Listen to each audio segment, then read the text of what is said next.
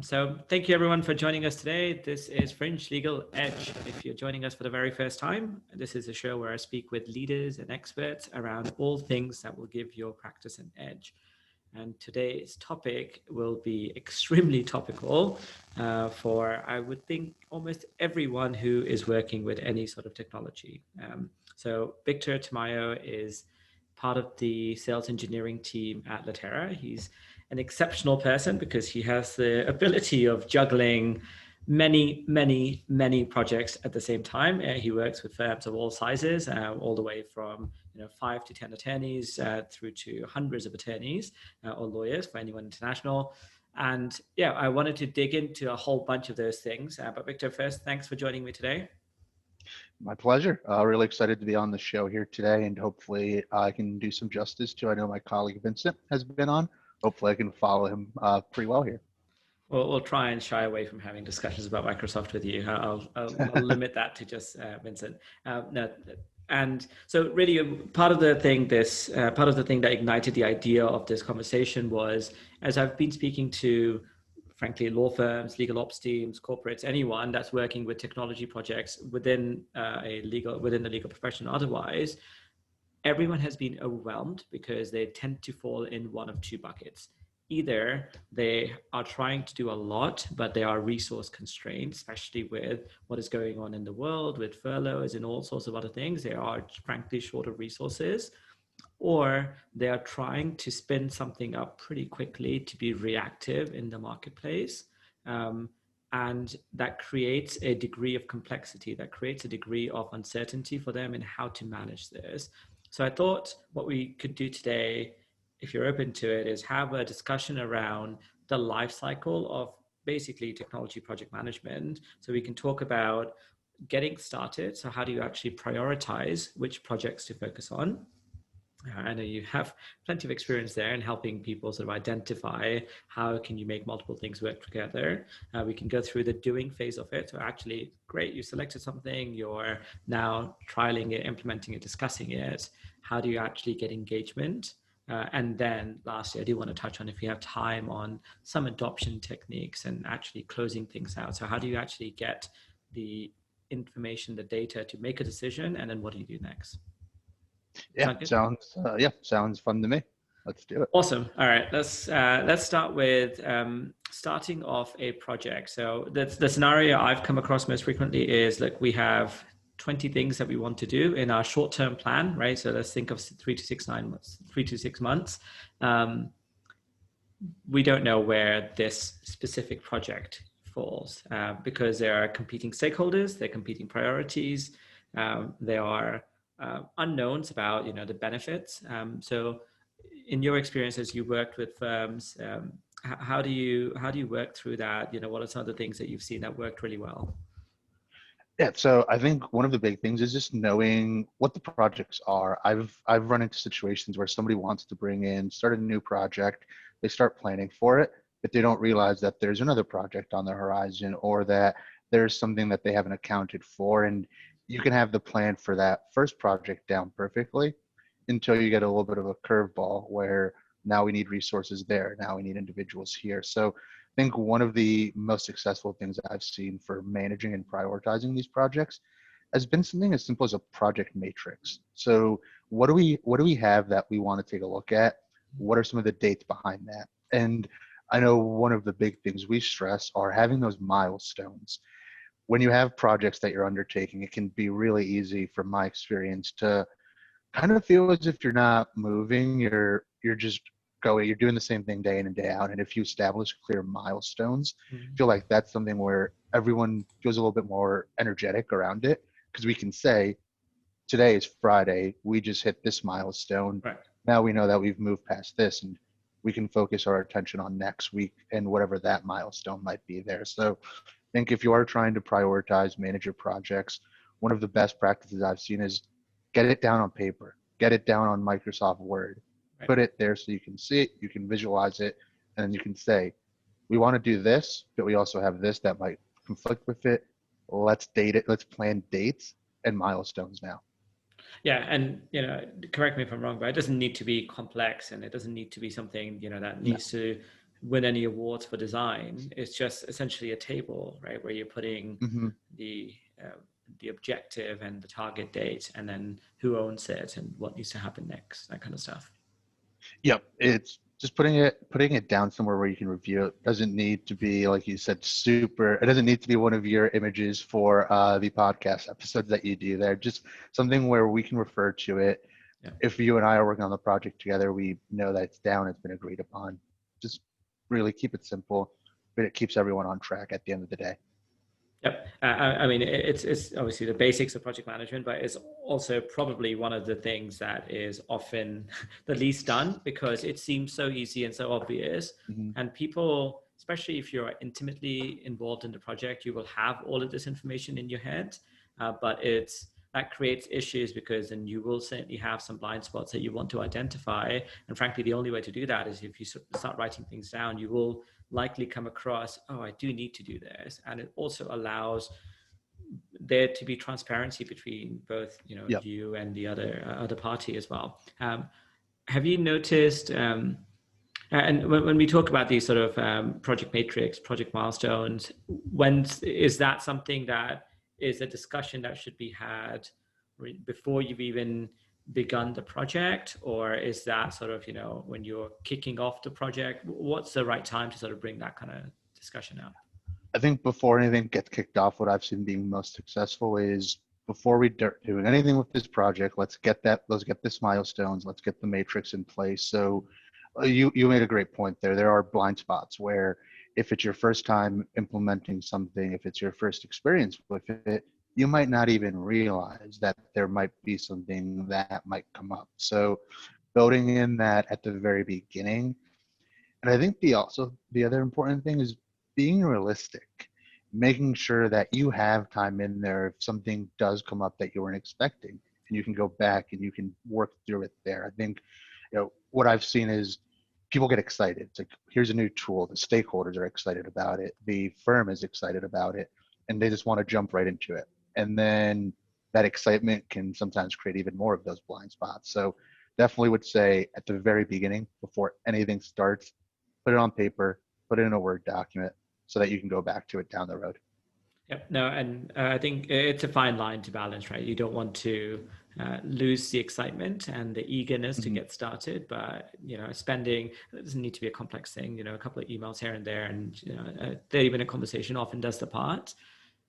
Going through that just means that the excitement is better rewarded at the end. Yeah. Okay, so we've had a milestone, let's say, and what about actually managing the projects itself? So let's say I'm going to become a very typical law firm. I'm going through some sort of a DMS upgrade, and I want to look at another technology, right? Whatever it might be. So something that Litera does, let's say, a comparison or transaction management. How do I balance the needs of the different stakeholders? So the lawyers may want to do X. The IT team has certain priorities because, frankly, they need to upgrade the DMS, a critical system, Mm-hmm. by a certain date too. And the IT team will be involved in the other project too. So how do you manage the priorities of both of them, the potential conflict that might be? I think one of the most successful things that I've done and I've seen and been a part of for that is getting people involved, making sure that if the stakeholders are excited about something, then, let's see if one, two of you are willing to really be some of the project owners behind this, to where you can handle some of the pieces that maybe IT might be more tied up with in terms of those critical system updates. And with that, making sure that you don't pick what, if you have the ability to here, put everything on one person's plate, because things will come up, other projects will come into play, and then that project can stall because there's only one person that had an idea as to what was going on. I've been part of a couple of pro kind of, you hit it on the nail there. Somebody was looking at bringing in some new technology, but they were also updating their DMS system. What we were able to do is we got a group of about 6 people with different roles, but we were all talking to one another. So if something was going on with the DMS upgrade, we on the other side were aware of it, and we knew what was going on there. So when it comes to managing different projects, potentially competing projects, I think really making sure that to quote Jodie Cosgrove here, who's who in the zoo, and that everyone has distinct responsibilities and no one feels as if everything is going to fall on them. And if they can't do it, that the project will stall. Yep. Yeah, I really like that idea. And I think one of the things you'd mentioned to me when we had a chat about this ahead of the session was understanding the dependencies, right? So it's important because sometimes people will, unless you know the full breadth and the scope of everything, you will assume that in order to implement X, you need to have Y in place. And oftentimes that's not the case. So if you are thinking about something that's involved on the desktop, does that include a SaaS solution on the web? If you are, and it doesn't of course apply to just technology, if you are thinking about doing training for something else, do people need to know the everything else? Do they need to have everything else in place, or can you do it more incrementally? Yep, and I also think on the other side there, that's a way for you and your team to get quick wins. If you're able to identify that implementing this will make this easier, or make this, or these two will play with one another very nicely, to where it's two projects, but we're going to see the results of more than just those two projects individually. I think that's something else where if you do have multiple projects, it's important to be able to identify where they might overlap and potentially benefit one another, to where, hey, we will get this out of the way, but because we did this next project or this project at the same time is going to give you even more benefits. And I think that's something else really important before anything starts is anything that we're doing here going to build on top of itself? And if so, that's a way where, to your point earlier, keeping that excitement going, this is a project, but look at what we're going to get to on the other side of the tunnel. Yep. No, perfect. And that's a great segue. So we're talking about excitement, people getting super enthused about wanting to try whatever it is today. We've got a milestone in place. We've got a plan in place and what we want to do. We are on track. Excellent, good start. How do you make sure that the engagement is there? So projects, whether it's a pilot or a full implementation, fall flat for two reasons. There is a lack of enthusiasm, or the enthusiasm, goes the wrong direction, so super high to super low, or there are issues with implementation, right? Those are the two most common reasons why any project and technology related fails. So, and especially if you're doing a pilot, if you're testing out a potential system for the future, how do you ensure that does not happen? Yep. So in terms of keeping that enthusiasm high, there's one project that I did at the beginning of this year with someone who is now one of my favorite clients based out of New York, where she was really excelled at handling both of those sides at the same time. So she was very in tune with her end users. And that was something that she told us at the very onset is, I am their advocate. And as this evaluation was moving forward, everything we did was with the end user in mind. And that is something where, in my opinion, if you are actually out there talking to them, listening to them, finding out what gets them excited, it's going to be easier for you to be able to keep that enthusiasm high. You made a point of, the enthusiasm is either very high or very low. What I've seen when it gets low is it's one person that's really pushing it, but no one else feels heard. So they feel as if this is all being done for one individual or a group. And if you want to keep that enthusiasm high, get your end users involved, get the people that this is going to benefit.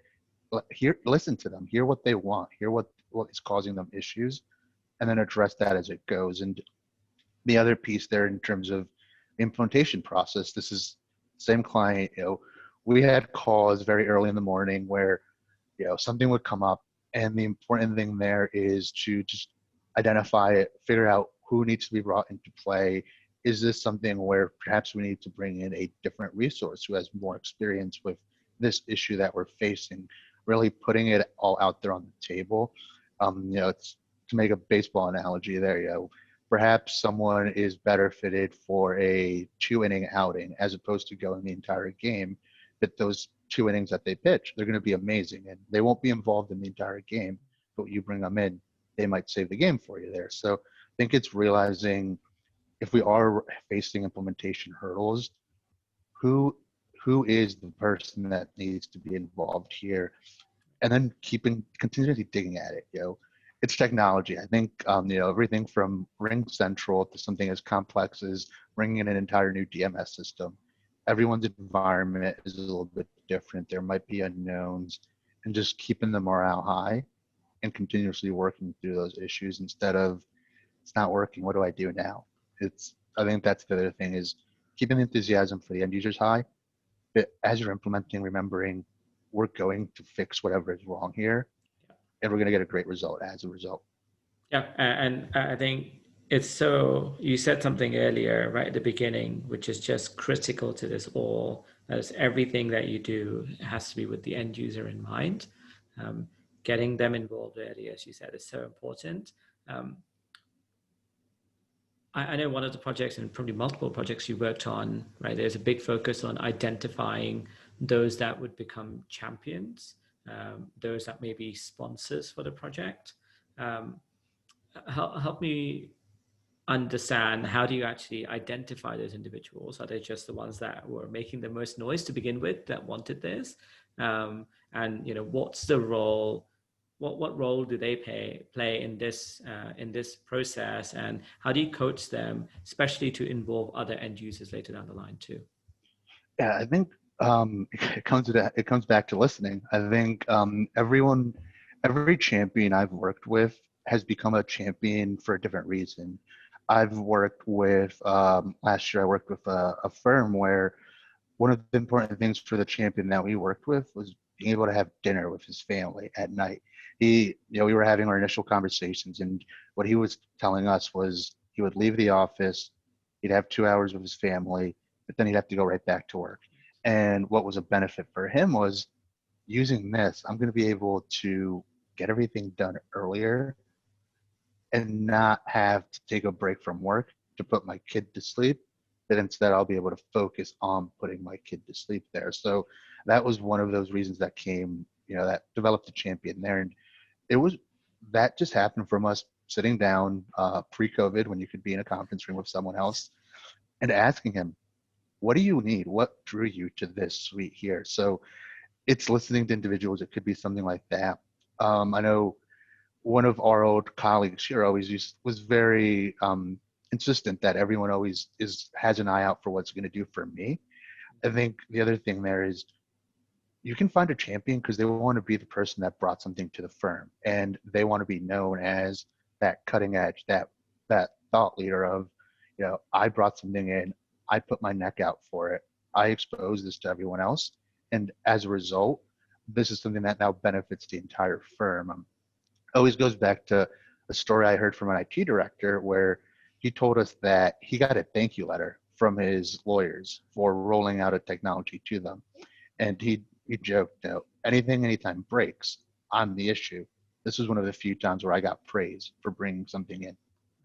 And it's so important there to just build that trust, both in the example that you shared, where the individual is wanting to make time for his family to put his kids to bed, because they're required.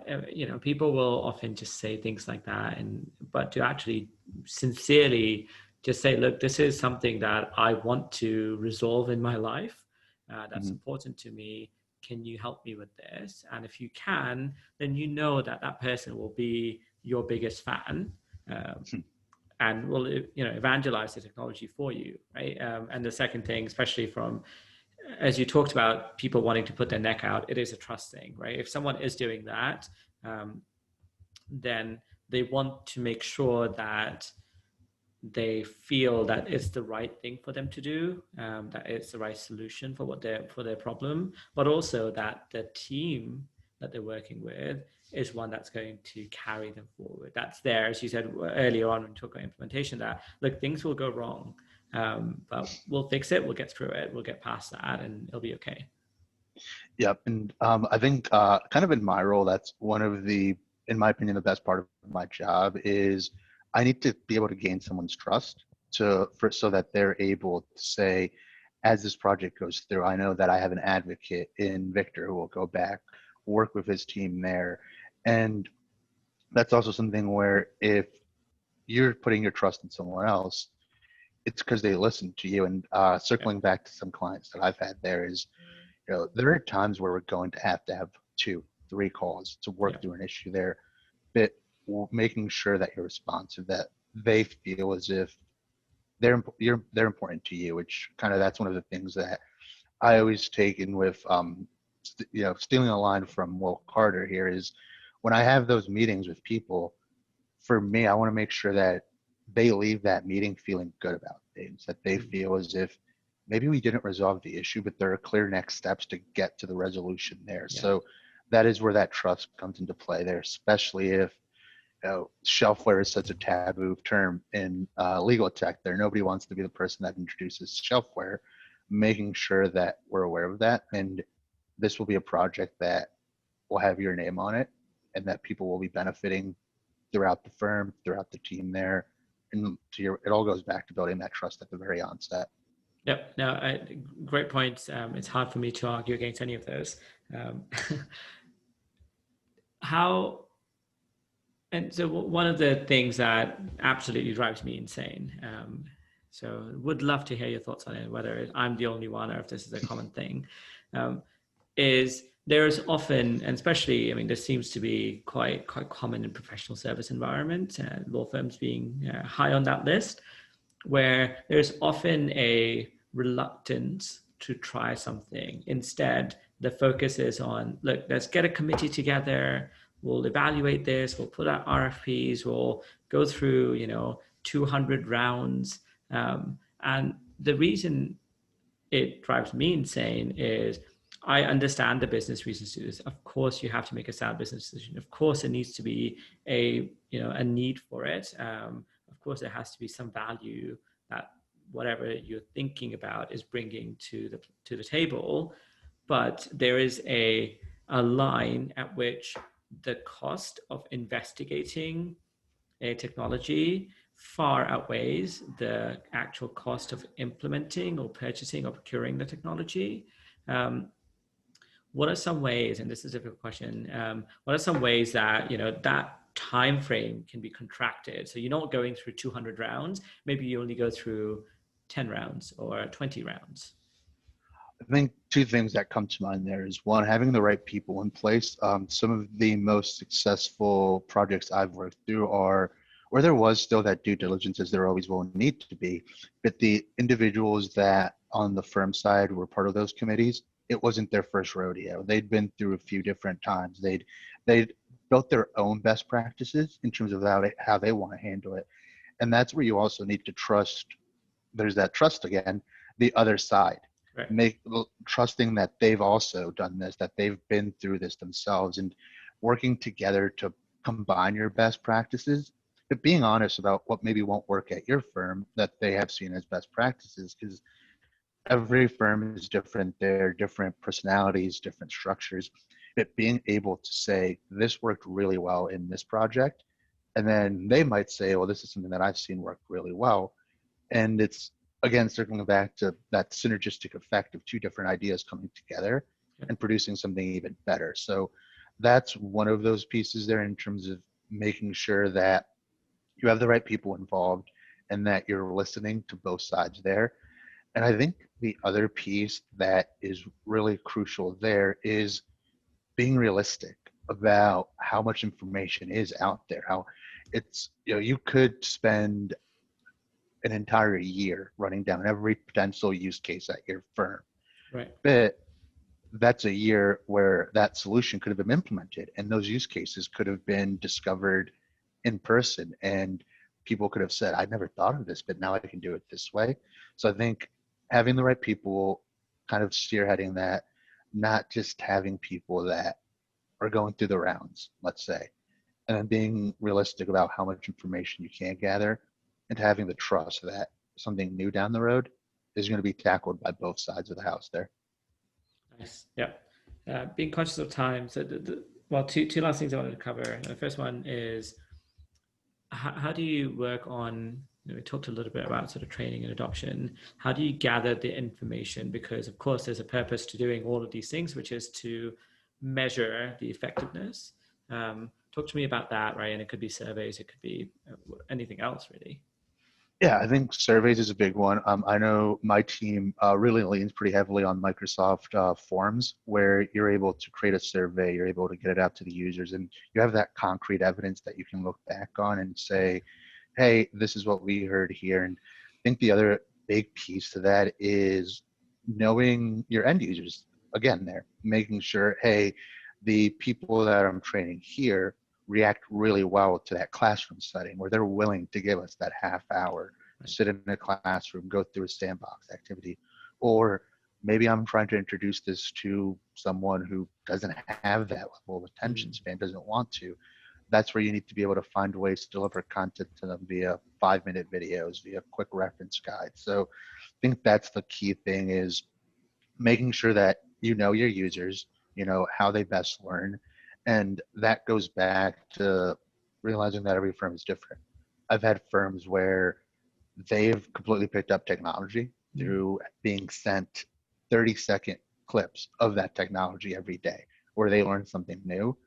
Other firms have requested classroom settings with their own documents, with their own work. So the adoption is one size does not fit all. You need to realize what type of end users you have and how you can best deliver content, because you could have the best adoption program in the world, but if it doesn't fit the way that your users learn things, it's not going to produce the results that you want.